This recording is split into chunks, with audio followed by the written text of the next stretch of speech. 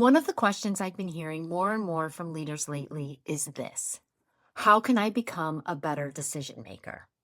What's interesting is that this question doesn't just come from new leaders.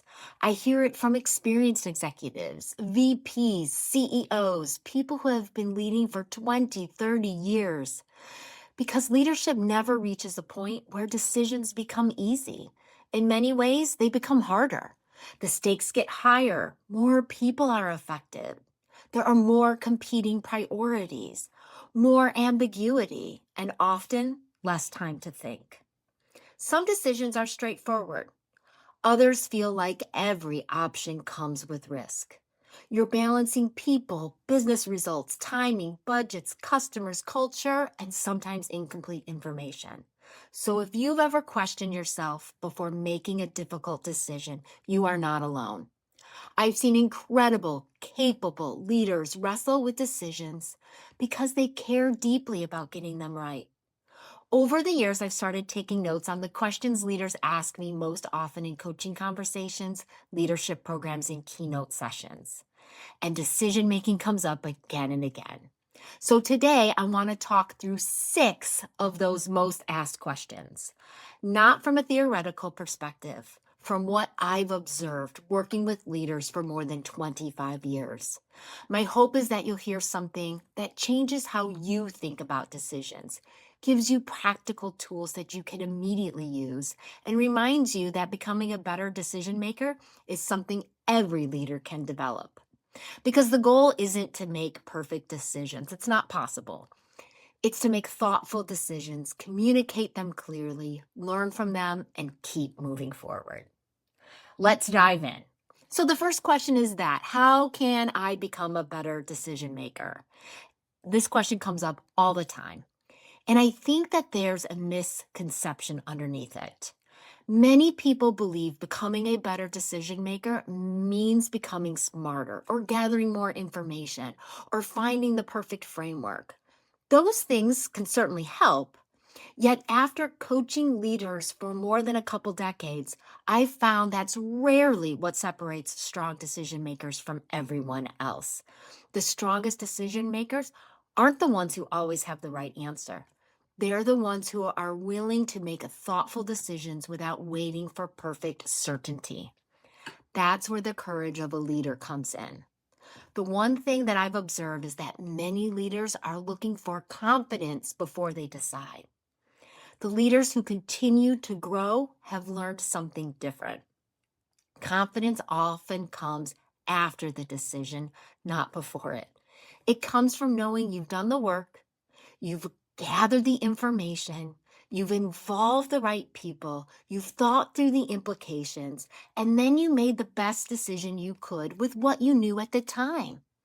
It doesn't mean every decision works out perfectly. None of us get that luxury, unfortunately. It means you've developed confidence in your decision making process. And I think that that's an important distinction. The goal isn't to become a leader who never questions a decision that you've made. The goal is to become an intentional decision maker.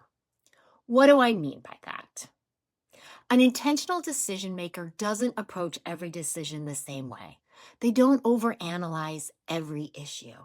And they don't make every decision quickly just to appear decisive. Instead, they decide how they're going to decide. That's one of the biggest shifts I'd encourage you to make. Before you decide what to do, decide how you'll make this decision. Ask yourself, how significant is this decision? Who needs to provide input? What information do I truly need? By when does this decision need to be made? What values need to guide it? These questions immediately create structure. They keep you from reacting emotionally. They help you become intentional. I've also noticed that leaders sometimes treat every decision as if it's equally important. They're not. Some decisions deserve weeks of discussion. Others deserve 10 minutes. Learning the difference is part of becoming a better leader. Here's a coaching question I'd encourage you to reflect on this week. Do I have a decision-making process I trust, or am I relying on hope that the right answer will simply become obvious? Strong decision makers don't wait for certainty. They build a process they can trust. Next question.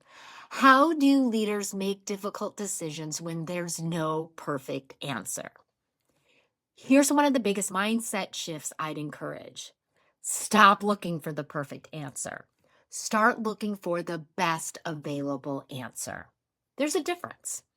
One thing I've observed is that many leaders spend an enormous amount of energy trying to eliminate every possible risk before making a decision. The challenge is that leadership doesn't usually work that way. Many of the most important decisions you'll make involve competing priorities. Do we invest now or do we wait? Do we keep this person in the role or do we make a change? Do we standardize the process or allow for flexibility? Do we move quickly or gather more input? Sometimes every option has advantages. Sometimes every option has consequences. And that's why I encourage leaders to decide how to decide. Instead of immediately debating the answer, ask yourself, what's the best way to make this decision? Sometimes the answer is conversation. Sometimes it's data. Sometimes it's experience. Sometimes it's involving the team.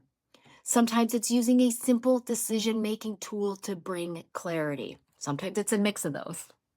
For example, if you're trying to decide where to focus limited time or resources, an impact effort analysis can be helpful. It helps you identify which initiatives will create the greatest impact relative to the effort required. If you're weighing 2 or 3 viable options, a cost-benefit comparison can help you think it through, objectively about the trade-offs instead of relying on emotion. If everything feels urgent, a prioritization matrix can be helpful. And when you're leading change, I often recommend a force field analysis. Instead of focusing only on what's preventing change, you identify both the forces that are supporting change and the forces resisting it. This often leads to a much more balanced conversation and better decision. Here's what I like about these tools. None of them make the decision for you. They simply help you think more clearly. And sometimes that's exactly what you need. I've seen leaders walk into a conversation convinced they knew the answer. Then, after putting the situation through one of these frameworks, they realized they were solving the wrong problem. That's another coaching conversation. But many leaders don't struggle because they can't make decisions. They struggle because they haven't slowed down long enough to define the real decision. For example, a leader may think they have a performance problem. The real issue is unclear expectations. They think they have a communication problem. The real issue is a lack of trust. They think they need to reorganize the team. The real issue is unclear priorities. The quality of your decision depends on the quality of the question you're asking, you're framing. So before jumping to solutions, pause and ask, what problem am I actually trying to solve here? That one question has changed the direction of countless coaching conversations I've had with leaders. Next question, question 3. Why do we sometimes avoid making the decisions we know we need to make? I love this question because I think every leader can relate to it. If we're honest, we all have decisions we've carried around longer than we should have. Sometimes it's a difficult conversation. Sometimes it's a personnel decision. Sometimes it's saying no to something that no longer aligns with our priorities. Sometimes it's making a change that everyone knows is needed. So why do we avoid them? The one thing that I've noticed is that leaders rarely tell me that they're afraid. Instead, they say things like, I just need a little bit more information. I'd like to think about it a little bit longer. Let's see how this next part plays out. Now, sometimes those might be the right responses. Sometimes gathering more information is exactly what a leader should do. Yet I've also seen those same phrases become a way to postpone a decision we already know needs to be made.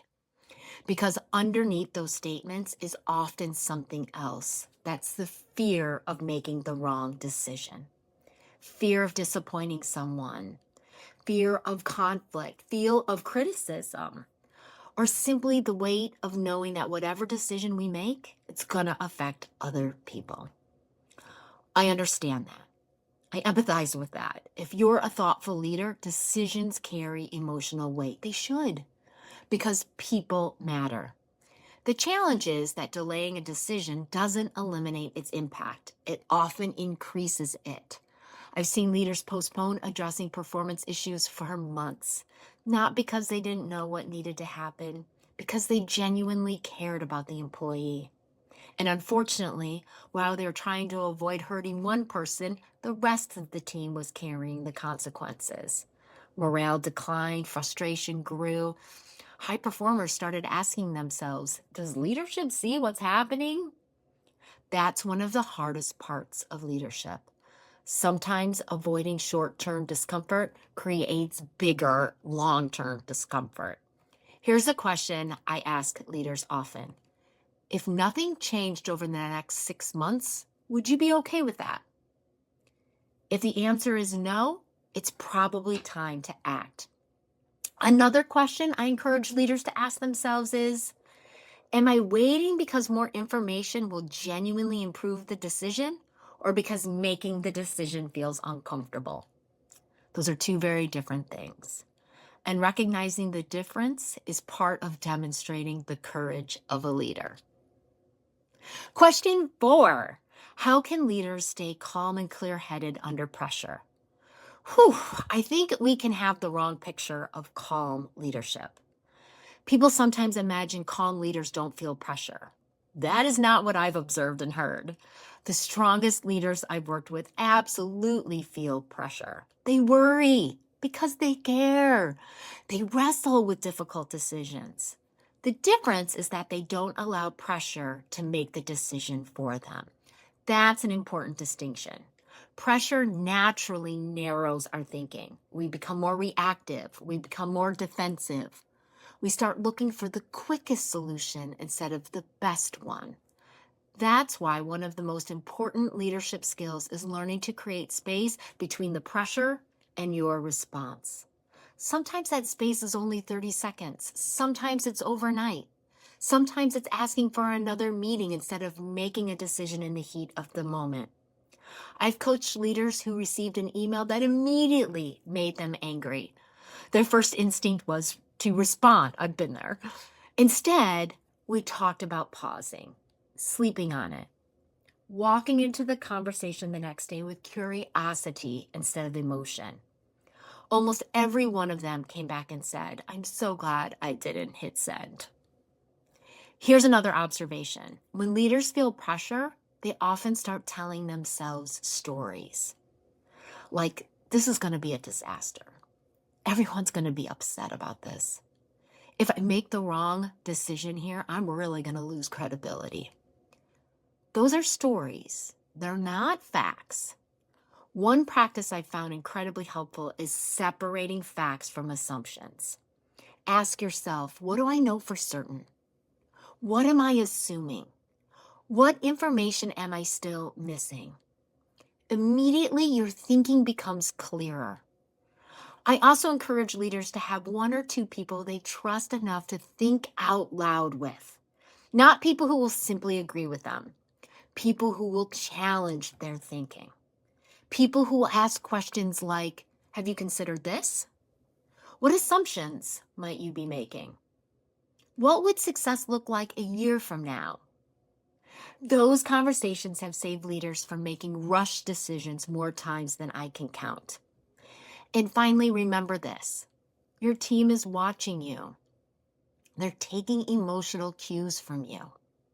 Now, that doesn't mean that you need to pretend everything's okay. It means that they need to experience steadiness. Healthy, steady leadership sounds like, this is a difficult situation. We're still gathering information. Here's what we know today. Here's what we're doing next. That kind of communication creates confidence without pretending you have certainty when you don't. And that's something I've seen great leaders do over and over again. Question 5. How do you balance data, intuition, and values when making tough choices? I love this question because I think many leaders feel like they have to choose between data and intuition. I've heard leaders say things like, my gut is telling me one thing, yet the numbers are telling me something else. Or, I can't explain it, I just don't think this is the right direction. Here's what I've observed. The strongest leaders don't rely on just one of those things, intuition or data. They learn how to bring together 3 important perspectives: the data, their intuition, and their values. Let's start with the data. Data is incredibly valuable because it helps us move beyond opinions. It helps us identify patterns. It gives us objective facts. It challenges assumptions. Yet data rarely tells the whole story. For example, imagine you're looking at engagement survey results. The scores may tell you engagement has declined. They might not tell you fully why. Or maybe an employee's performance numbers are excellent. The data says they're succeeding. Yet every time you walk into a meeting, you sense people shutting down around that person. The data tells part of the story. Your experience is telling you another part. That's where intuition comes in. I think intuition is often misunderstood. People sometimes think intuition is simply a feeling. I don't. I think intuition is our pattern recognition. It's everything you've learned through years of experience that your brain processes before you can fully explain it. That doesn't mean intuition is always right. It isn't. Yet I also wouldn't ignore it. When experienced leaders tell me something doesn't feel right, I encourage them to get curious, not to immediately act on the feeling, yet not to dismiss it either. Ask yourself, what am I noticing that's creating this feeling? Sometimes your intuition is picking up on something your conscious mind hasn't fully processed and recognized yet. Then there are your values. This is where the courage of a leader often becomes very clear, because sometimes the easiest decision isn't the right decision. Sometimes the most profitable decision doesn't align with your values. Sometimes the fastest decision comes at the expense of trust. I've coached leaders who knew exactly what the numbers suggested they should do, yet they also knew that decision would violate the kind of culture they were trying to build. Those are not easy moments. They define leadership. One practice I use myself is asking 3 simple questions. What is the data telling me? What is my experience and intuition telling me? And what decision best aligns with my values? Now, when all 3 point in the same direction, the decision usually becomes much easier. When they don't, that's often a signal to slow and explore the tension. One final thought here. Data helps us understand the business. Values help us protect what matters most. And intuition helps us notice what might otherwise be missed. The strongest leaders incorporate all 3. Question 6. What should leaders do when a decision turns out wrong? Let's start by acknowledging something we don't talk about often enough. Every leader will make a decision they wish they could take back. Every one of us. If you lead long enough, you'll hire the wrong person. You'll choose the wrong priority. You'll underestimate something. You'll overestimate something. You'll miss information. This isn't a sign you're a poor leader. It's part of leadership. The question isn't whether you'll make a mistake. The question is, what will you do next? One thing I've noticed is that leaders often believe a mistake damages their credibility. I understand that. Yet, in my experience, that's rarely what damages trust. What damages trust is refusing to own it, defending it, blaming others, pretending it didn't happen. I've actually seen leaders gain credibility after a difficult decision because of how they handled it afterward. They said, based on what we knew at the time, this was the best decision we could make. Then they added, now we've learned something new and we're going to adjust. There's strength in that. People get that. It tells people we're learning, we're paying attention, we're not letting our ego get in the way here. I think that's one of the biggest differences between confident leaders and insecure leaders. Confident leaders don't need to be right all the time. They want to get it right. Those are very different things. I also encourage leaders to separate the quality of the decision from the outcome. Sometimes a thoughtful decision produces a poor outcome because circumstances change. That doesn't automatically make it a bad decision. And sometimes a careless decision produces a good outcome simply because we got lucky. Circumstances came together. That doesn't automatically make it a good decision. Judge your decisions by the quality of your thinking, of your process, not only by the result. One practice I found incredibly valuable is conducting a simple debrief after an important decision. Ask yourself, what worked well? What surprised us? What assumptions turned out to be wrong? What did we learn? What will we do differently next time? That's how good decision makers become great decision makers. Not because they avoid mistakes, because they learn from every one of them. As I wrap up today, I'd like to leave you with one final thought. Leadership is full of decisions. Some are small, some are life-changing, some you'll make with confidence. Others, you will make them while you're wishing you had just a little bit more information. That's a part of leadership. The goal isn't to make perfect decisions. The goal is to make thoughtful decisions, communicate them clearly, learn from them, and keep moving forward.